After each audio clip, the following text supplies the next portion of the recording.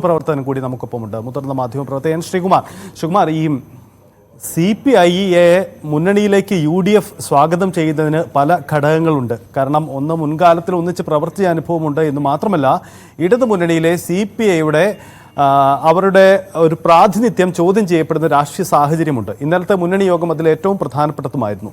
താങ്കൾ പ്രതീക്ഷിക്കുന്നുണ്ടോ CPI UDFിലെത്തുമോ, അല്ലെ കോൺഗ്രസുമായി സഹകരിക്കുമോ? നോക്കൂ, ഇതില് പ്രതീക്ഷയുടെ കാര്യമല്ല, രാഷ്ട്രീയമായ തീരുമാനങ്ങളല്ലേ. ഇപ്പൊ CPI കുറെ കാലമായിട്ട് അവരുടെ CPM വിരുദ്ധ പ്രസ്ഥാനങ്ങൾ നടത്തിക്കൊണ്ടിരിക്കുകയാണ്. CPM വിരുദ്ധം എന്ന് ഞാൻ പറയുമ്പോൾ ഒരു അച്യുതമേനോനാണ് കേരളം കണ്ട ഏറ്റവും നല്ല മുഖ്യമന്ത്രി എന്ന് പറയുന്നു. അച്യുതമേനോന്റെ പ്രതിഭ സ്ഥാപിക്കുന്ന തിരുവനന്തപുരത്ത് നടന്ന ചടങ്ങില് CPM നേതാക്കളെ ക്ഷണിക്കാതിരിക്കുന്നു. അതുപോലെ തന്നെ ദേശീയ തലത്തിൽ കോൺഗ്രസുമായിട്ട് കൂടുതൽ CPI അടുത്തു നിൽക്കുന്നു.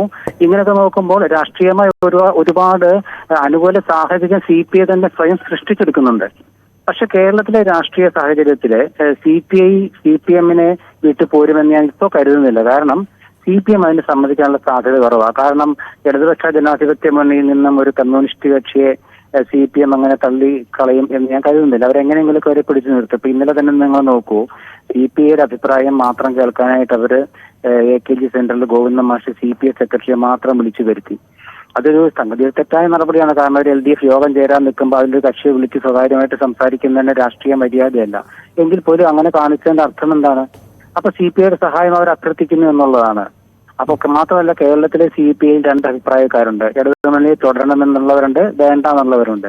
അപ്പൊ അങ്ങനെ തുടരണം എന്ന് പറയുന്നവരുടെ വിഭാഗത്തിന്റെ ശക്തിയെക്കുറിച്ച് നമുക്കൊരു ബോധ്യമില്ല.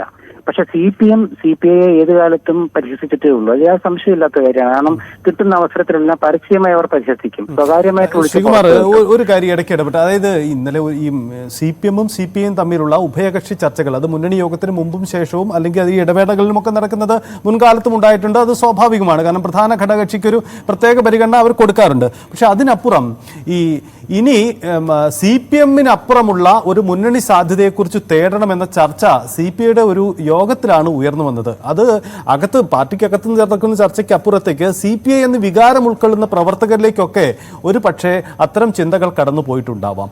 അതിന്റെ ആകത്തുക ഒരു മുന്നണി മാറ്റത്തിലേക്ക് എത്തുമോ എന്നൊരു സാധ്യത, ആ സാധ്യത നമുക്ക് മുന്നിൽ കാണാൻ കഴിയുമോ?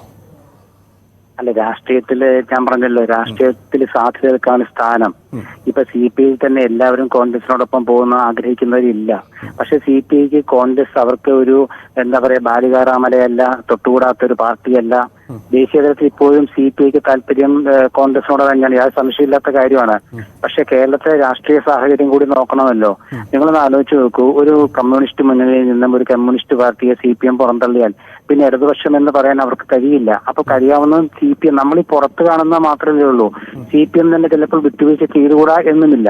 പക്ഷെ ഒരു കാര്യം വളരെ വ്യക്തമാണ്, രണ്ട് കമ്മ്യൂണിസ്റ്റ് പാർട്ടികൾ കേരളത്തിൽ വേണ്ട എന്ന് CPMന്റെ താത്വികവാദിയായ ചിന്തയില് ഒരു CPM നേതാവ് എഴുതിയിരുന്നു. അന്നതിന് കാനം രാജേന്ദ്രൻ മറുപടിയൊക്കെ പറഞ്ഞെങ്കിലും CPI എന്തിനാണ് കേരളത്തിൽ, ആ ചെങ്കൊടി മടക്കി പോകൂ എന്ന് പറഞ്ഞൊരു പാർട്ടിയാണ് CPM എന്ന് ആലോചിക്കണം.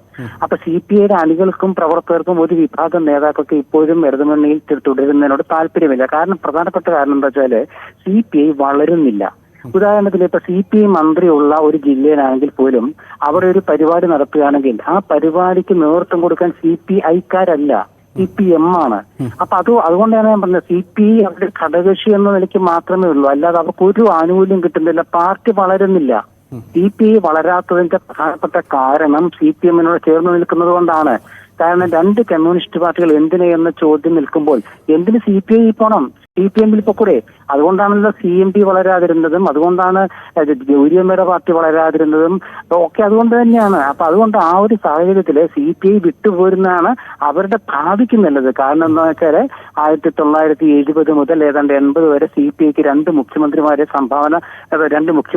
കിട്ടിയത് കോൺഗ്രസ് കാരണമാണ്.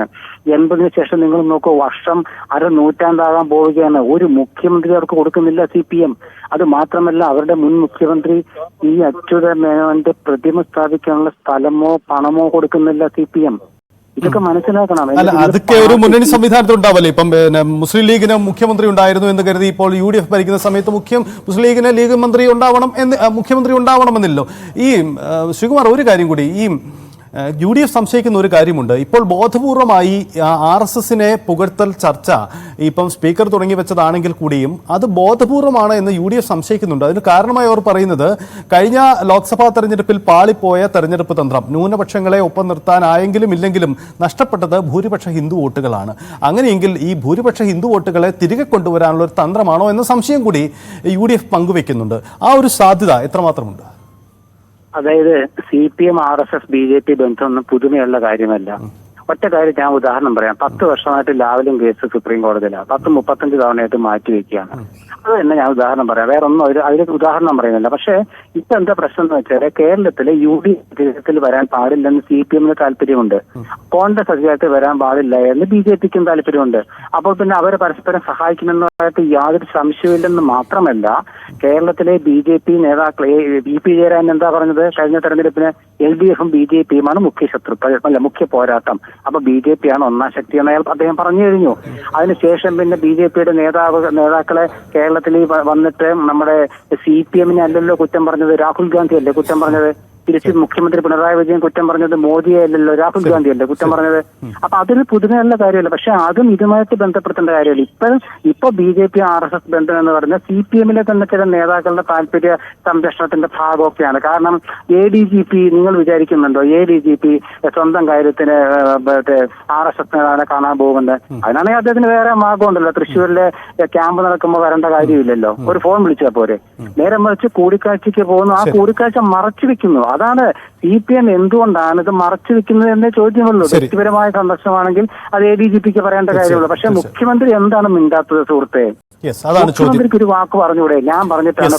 വളരെ നന്ദി ശ്രീകുമാർ പ്രതികരിച്ചതിന്. എന്തായാലും ഈ രാഷ്ട്രീയ സാധ്യതകളിൽ പല സാധ്യതകളും ചർച്ച ചെയ്യപ്പെടുന്നുണ്ട്. ഇതിൽ ഏറ്റവും പുതിയ അപ്ഡേറ്റ് വരുന്നത് MV ഗോവിന്ദൻ CPM സംസ്ഥാന സെക്രട്ടറിയുടെ പ്രതികരണമാണ്. അദ്ദേഹം ഇടതുമുന്നണി ഒറ്റക്കെട്ടാണ് എന്ന പ്രതികരണമാണ് അല്പസമയം മുമ്പ് ഡൽഹിയിൽ നടത്തിയിരിക്കുന്നത്. ഇതിനോട് CPIയുടെ പ്രതികരണവും ചേർന്ന് പോകുമോ എന്നതാണ് വരുന്ന മിനിറ്റുകളിൽ മണിക്കൂറുകളിൽ നിർണായകമാവുന്നത്. ഒരു വേഗത്തിൽ